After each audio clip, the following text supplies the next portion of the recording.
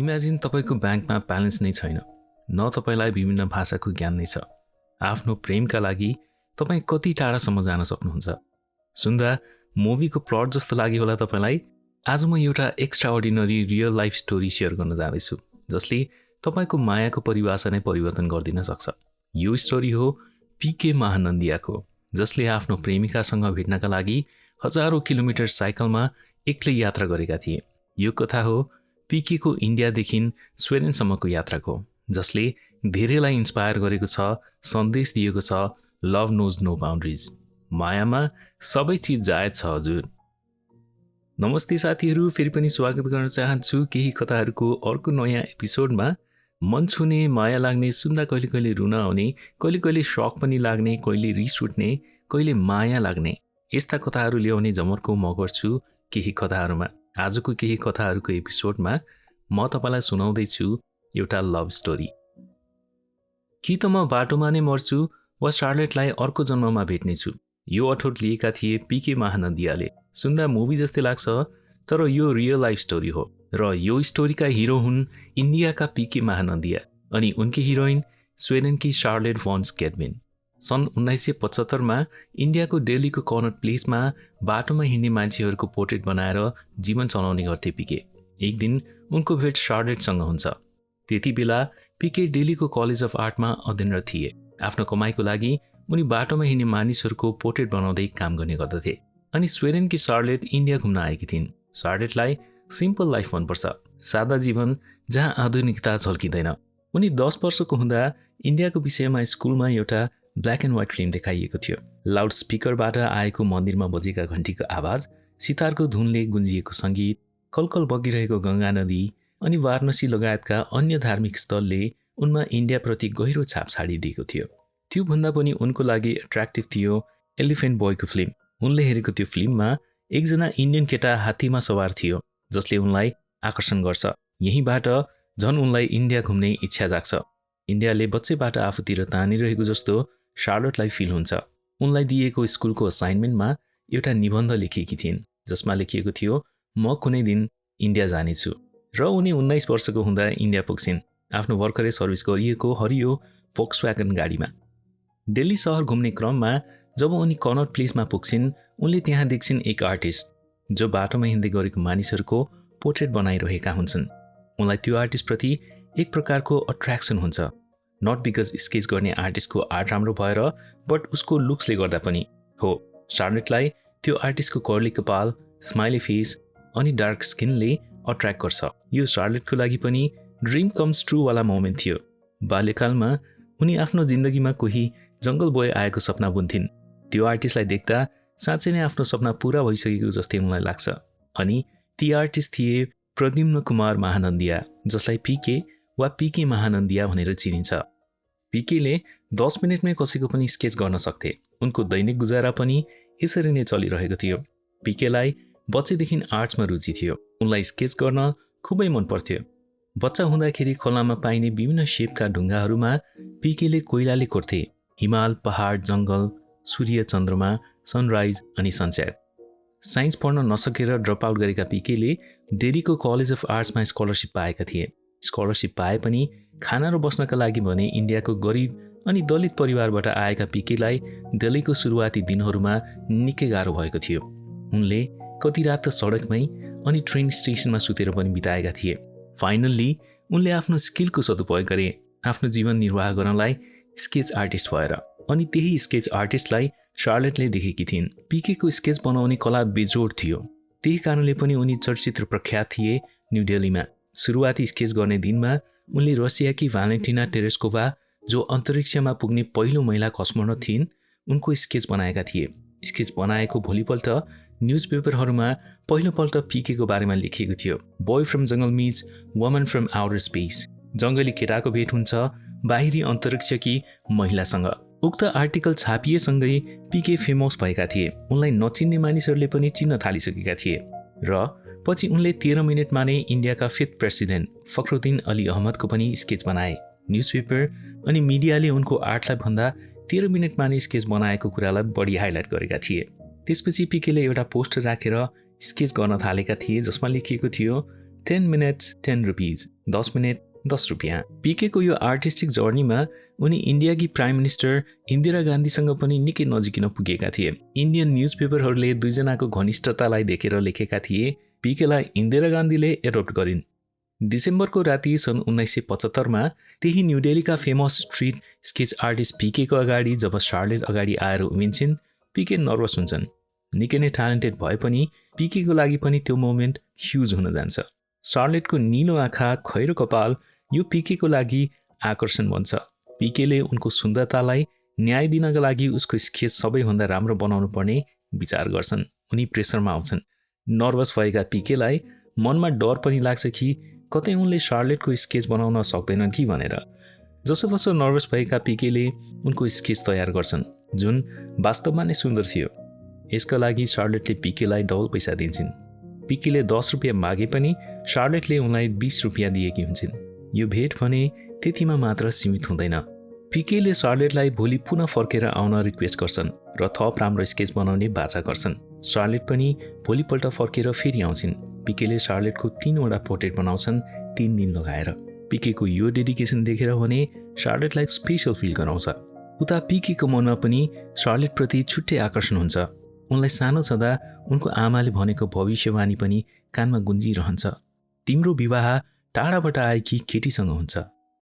इन्डियाको ओडिसा राज्यको एक सानो गाउँमा सन् 1949मा एक दलित परिवारमा जन्मिएका पिकेले सानै उमेरदेखि सोसाइटीमा विद्यमान कास्ट डिस्क्रिमिनेसनलाई क्लोजली फेस गरेका थिए। गाउँ समाजमा मात्र होइन, स्कुलमा पनि उनले यो डिस्क्रिमिनेसनलाई फेस गरेका थिए।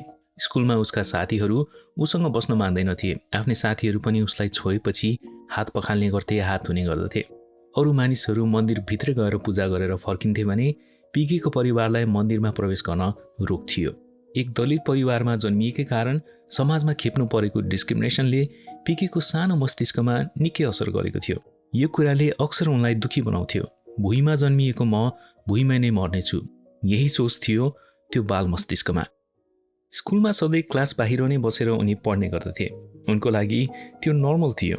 एक दिन टिचरले अचानक उनलाई क्लासभित्र लास्ट बेन्चमा बस्न भन्छन्।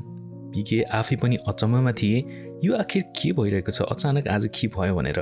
त्यो दिन ब्रिटिस स्कुल इन्सपेक्टर र उनको वाइफ पिकेको स्कुलमा भिजिटमा आएका हुन्छन्। यही कारणले उनलाई पनि क्लासमा राखिएको थियो। उक्त इन्सपेक्टर र उनकी वाइफलाई फुलमाला सहित स्वागत गरिन्छ। क्लासको फर्स्ट बेन्चमा बसेकी एकजना स्टुडेन्टले इन्सपेक्टरको वाइफलाई फुलको माला दिन्छन्। माला हातमा लिँदै इन्सपेक्टरको वाइफले भने सबैभन्दा पछाडि एक्लै बसेका पिकेलाई त्यो फुल दिन्छन्। फुल दिँदै पिकेलाई कति राम्रो कर्ली हेयर तिम्रो भनेर टाउकोमा हात राख्दा पिकेले आफ्नो आँसु थाम्न सक्दैनन्। जातीय भेदभावकै कारणले गर्दाखेरि मायाका भावनाहरू अनुभव गर्ने अधिकारसम्म पनि पिकेलाई थिएन। लाइफमा पहिलोपटक परिवार बाहेकको कोही मानिसले उनलाई स्नेह देखाएको थियो। यो मोमेन्ट पिकेको लागि एकदमै इमोसनल थियो। रुँदै उनी घर जान्छन् र स्कुलमा भएको घटना आफ्नी आमालाई भन्छन्। त्यही बेला पिकेकी आमाले पिकेलाई पामको एउटा पत्ता निकालेर देखाउँछिन्। त्यसमा केही शब्दहरू कोरिएको देखिन्छ। पिकेको आमाले पिके जन्मिए लगत्तै ज्योतिषकोमा उसको भाग्य हेराउन लगेकी हुन्छन्। विभिन्न कल्चरहरूमा यो कमन रूपमा नै पाइन्छ, ज्योतिषकोमा गएर भाग्य हेराउने। ती ज्योतिषले पाम लिफमा लेखेका हुन्छन्, टाढाबाट आएकी सङ्गीतमा रुचि राख्ने जसको राशि टौरस वृष हुन्छ अनि जसको आफ्नै जङ्गल पनि हुनेछ, पिकेको विवाह त्यही केटीसँग हुनेछ। यो सबै कोइन्सिडेन्स थियो वा साँच्चै आमाले देखाएको भविष्यवाणी पुरा भएको थियो? पिकेलाई आफैलाई पनि थाहा थिएन। स्वेडेनबाट इन्डिया घुम्न आएकी शार्लेट आफ्नो साथीहरूसँग स्वेडेनदेखि हिप्पी ट्रायल हुँदै 22 दिन लगाएर इन्डिया पुगेकी थिइन्। हिप्पी ट्रायल सन् 1960देखि 1970को दशकमा युरोपदेखि साउथ एसियामा पनि विशेष गरी इन्डिया र नेपाल आउनका लागि प्रयोग हुने रुट थियो। धेरै युरोपियन ब्याकप्याकर्सहरू आध्यात्मिक ज्ञान, डिफ्रेन्ट कल्चर एक्सप्लोर गर्नको लागि, त्यसै गरी फरक अनि भिन्न जीवनशैली बिताउनको लागि यो रुटको प्रयोग गर्ने गर्दथे। कमेन्ट सेक्सनमा कमेन्ट गर्नुहोला यदि हिप्पी ट्रायलको बारेमा तपाईँलाई स्टोरी सुन्न मन छ भने। शार्लेट पनि यही हिप्पी ट्रायल हुँदै न्यू दिल्ली पुगेकी थिइन्। इन्ट्रेस्टिङली शार्लेट स्वेडेनको त्यो परिवारबाट आउँछिन् जसको आफ्नै निजी मन छ। साथमा उनलाई सङ्गीत मनपर्ने मात्र होइन, उनी आफै पियानो र फ्लुट पनि बजाउने गर्थिन्। अनि अर्को अचम्मको कुरा के थियो भन्दाखेरि उनको जोडाइक साइन टौरस हो। शार्लेटको स्केच कोर्दै गर्ने क्रममा पीकेले यो सबै जानकारीहरू शार्लेटलाई सोध्छन्, तर आफ्नो आमाले देखाएको भविष्यवाणीसँग 100% मिल्दो जवाफ आउँछ भन्ने कुरा भने उनको लागि पनि अनएक्सपेक्टेड नै थियो। यो पनि सत्य थियो कि भविष्यवाणी भन्दा पनि ठूलो कुरा पीकेले पहिलो नजरमा नै शार्लेटलाई मन पराइसकेका थिए। त्यो भनिन्छ नि, लभ एट फर्स्ट साइट। शार्लेटलाई पहिलोपल्ट देख्दा नै पीकेको मनमा सी इज द वान भन्ने फिलिङ्स आइसकेको थियो। अब यति धेरै हिम्मत गरेर पीकेले शार्लेटलाई प्रश्न त सोधिसकेका थिए अनि जवाफ पनि पाएका थिए, तर उनको मनमा एउटा डर पनि पलाउँछ। इन्डिया घुम्न आएकी टुरिस्टलाई उसको घर परिवार, जोराइक साइन, रुचि लगायतका प्रश्नहरू गर्दा हरासमेन्ट भएको मानेर पुलिसलाई पो कतै खबर गर्ने हो कि? तर हुन्छ ठ्याक्कै उल्टो। शार्लेटको मनमा पीकेप्रति यस्तो कुनै भावना नै आउँदैन। उनलाई पनि पीकेले सामान्य जानकारी राख्नको लागि यो आर्टिस्टले मलाई प्रश्न गरेको होला भन्ने लाग्छ। त्यसैले उनले पनि पीकेका हर प्रश्नको जवाफ दिन्छन्। त्यो दिनको कुराकानी बारम्बारको भेटमा परिणत हुन्छ। एक दिन पीकेले शार्लेटलाई आफ्नो गाउँ ओडिसा घुम्न जाने प्रस्ताव राख्छन्। शार्लेटले पनि कुनै सङ्कोच नमानी ओडिसा जानको लागि तयार हुन्छन्। ओडिसा पुगेर पीकेको बुवालाई फर्स्ट टाइम भेट्न जाँदाखेरि शार्लेटले साडी लगाएकी थिइन्। शार्लेटले त्यतिखेर साडी कसरी लगाइन्, किन लगाइन् भन्ने कुराले पीके आफै अचम्मित त परेका नै थिए। तर योभन्दा नि ठुलो कुरा थियो शार्लेटप्रतिको पीकेको माया बढ्दै थियो। बिस्तारै दुवैजनाको मनमा एक अर्काप्रति मायाको टुसाहरू पलाउँदै थिए। आफ्नो गाउँ घुमाउन लाँदाखेरि पीकेले सबैभन्दा सुरुमा शार्लेटलाई एउटा मन्दिर लिएर जान्छन्, कोणार्क मन्दिर। यो मन्दिरको आकृति अनि डिजाइन देख्ने साथै शार्लेट छक्क पर्छिन्। शार्लेट लन्डन बस्दाखेरि उनले रुममा एउटा तस्विर राखेकी थिइन् जसमा एउटा निकै ठुलो ढुङ्गाको व्हील थियो। त्यो व्हीलमा साना साना मानिसहरू अनि हात्तीका स्कल्पचरहरू कोरिएका थिए। कोइन्सिडेन्स भनौँ वा डेस्टिनी वा भाग्यले जुराएको, आज शार्लेट त्यही तस्विरको रियल मन्दिर अगाडि नै पीकेसँग उभिएकी थिइन्। यी सबै कुराहरू सुन्दा they are made for each other भन्ने फिलिङ्स त पक्कै आउँछ। वेल, केही समयको ओडिसाको बसाइले पीके र शार्लेट दुवैको जीवनमा परिवर्तन ल्याउँछ। They fall in love with each other. ओडिसाकै बसाइमा सानो ग्यादरिङसँगै यी दुवैले विवाह पनि गर्छन् र डेली फर्कन्छन्। विवाहका केही तस्विरहरू लिइन्छ। लोकल न्युजपेपरले पनि यो खबर छाप्छन्। ओडिसामा विवाह गरेर डेली आएपछि शार्लेट आफ्नो देश स्वेडेन फर्किन्छन्। उनलाई आफ्नो पढाइ सक्नु थियो र पीकेलाई पनि आफ्नो आर्ट्स कलेजबाट ग्रेजुएसन गर्नु थियो। फर्कँदै गर्दा शार्लेटले पीकेसँग एउटा बाचा लिन्छन्। बाचा थियो 6 महिनामा भेट्ने। शार्लेट स्वेडेनको बोरास नाम गरेको सहरमा बस्थिन्। स्वेडेन सेफली पुगे लगतै आफ्नो परिवारलाई उनले पीकेसँग भेट भएको र पीकेसँग विवाह गर्न चाहन्छु भन्छन्। अनि त्यही वर्ष पीकेलाई भेट्न फेरि इन्डिया जाने कुरा सुनाउँछिन्। शार्लेटकी आमाले भन्छन्, यति चाँडै इन्डिया किन फर्किन्छौ? तिम्रो र पीके दुवैको पढाइ सकिएको छैन। पहिला पढाइ सकाऊ, अहिलेलाई एक अर्कासँग चिठी लेखेर कुरा गर्ने गर। आमाको यो कुरा पनि शार्लेटलाई ठिक लाग्छ। इन्डिया जानको लागि तुरुन्तै उनीसँग पैसा पनि हुँदैन र आफ्नो पढाइ सक्ने अनि करियर बनाउने सोच उनको दिमागमा आउँछ। यी दुवै लभ बर्ड्सहरू एक अर्कासँग भेट्ने भन्दा भन्दै 1.5 इयर्स बित्छ। बिचको 1.5 वर्षसम्म पनि उनीहरू चिठी मार्फत एकअर्कासँग आफ्ना भावनाहरू साटिरहेका थिए, कुराकानी गरिरहेका थिए। तर माया गर्ने मान्छेसँगको दूरी कति लामो समयसम्म सहन सकिन्छ र? यो दूरी पीकेको लागि असह्य हुन थालिसकेको थियो। कोही स्वेडेनका नागरिकहरू आफू स्केच बनाउने ठाउँमा आउँदा पीके घन्टौँ गफ गरेर बस्ने गर्दथे अनि आफ्नो र शार्लेटको लभ स्टोरी सुनाउने गर्दथे। पीकेले आफ्नो तस्बिरको 10 मिनट्स 10 रुपिजमा अर्को सन्देश थपेका थिए। नयाँ साइनेजमा लेखिएको थियो 10 minutes 10 rupees free for Swedish. 10 minute 10 रुपैयाँ स्वेडिसका लागि सित्तैमा। त्यति बेला पीकेको भेट हुन्छ स्वेडेनका लार्स भन्ने पत्रकारसँग, जो हिचहाइक गरेर इन्डिया आएका थिए। पीकेले त्यही बेला डिसिजन लिन्छन् कि यदि लार्सले गर्न सक्छ भने म पनि गर्न सक्छु, म नि त्यसरी नै जान सक्छु मेरो शार्लेटको देश। पीकेले डिसिजन त लिइहाले, अठोट त लिइहाले। इन्डियादेखि स्वेडेन हवाई जहाजमा यात्रा गर्दाको डिस्टेन्स हो 6400 किलोमिटर। तर पीकेको आर्थिक अवस्था त्यति पनि राम्रो थिएन कि उनी शार्लेटलाई भेट्नको लागि, आफ्नो मायालाई भेट्नको लागि महँगो प्लेनको टिकट किनेर प्लेनमा चढेर स्वेडेन पुगुन्। उसँग अब एउटा मात्र विकल्प थियो, बाटो। त्यही बाटो हुँदै जुन शार्लेट इन्डिया पुगेकी थिइन्, अर्थात् हिप्पी ट्रेल। इन्डियाबाट पाकिस्तान, अफगानिस्तान, इरान, टर्की अनि युरोप हुँदै स्वेडेन। यो यात्रा थियो करिब 10,000 किलोमिटर भन्दा पनि बढी। यहाँबाट सुरु हुन्छ पीके र शार्लेटको रियल लभ स्टोरीको एडभेन्चर। त्यो एडभेन्चर जसको इक्जाम्पल आज पनि मानिसहरूले दिने गर्छन्, अनि त्यो story June world wide famous भएको छ। यो स्टोरी हो पीकेको करिब 10,000 किलोमिटरको यात्राको। आफ्नो मायासँग जोडिनको लागि साइकलमै 10,000 किलोमिटर यात्रा पार गर्छु भन्ने अठोट लिएका प्रद्युम्न कुमार महानन्दियाको।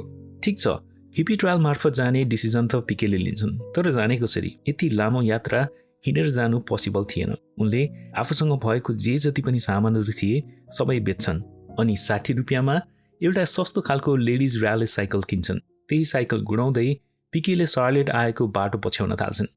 सन् 1977 को जनवरी 22 का दिन पिके आफ्नो घरबाट गोजीमा $80 मात्र लिएर निस्किएका थिए। साइकलमा करिब 10,000 किलोमिटर पारी आफ्नी मायालु भएको ठाउँमा पुग्नका लागि। यो यात्रा भने उनको लागि सहज थिएन, एन्ड दिस इज अभियस। हामी मध्ये कति त यो विषयमा सोच्न पनि सक्दैनौँ, तर पिकेले यो गरिरहेका थिए। उनलाई त युरोप कति टाढा पर्छ, कति ठुलो छ भन्ने पनि थाहा थिएन। पिकेसँग डिरेक्सनका लागि हामीले अहिले युज गर्ने जस्तो गुगल म्याप थिएन। पिकेलाई थाहा थियो उनी पश्चिम दिशातिर साइकलको यात्रा गर्नुपर्छ भनेर, तर कति दिन लाग्छ, कस्तो मौसम हुन्छ, पानी पर्छ वा चर्को घाममा डढ्नुपर्ने हुन्छ, कति लामो दूरी तय गर्नुपर्छ, यस्ता प्रश्नका जवाफबाट भने उनी अनभिज्ञ थिए। 1970 तिर संसारमा देशहरू त्यति धेरै विभाजित भइसकेका थिएनन्। धेरै देशहरूमा जानको लागि त भिजा पनि चाहिँदैन थियो।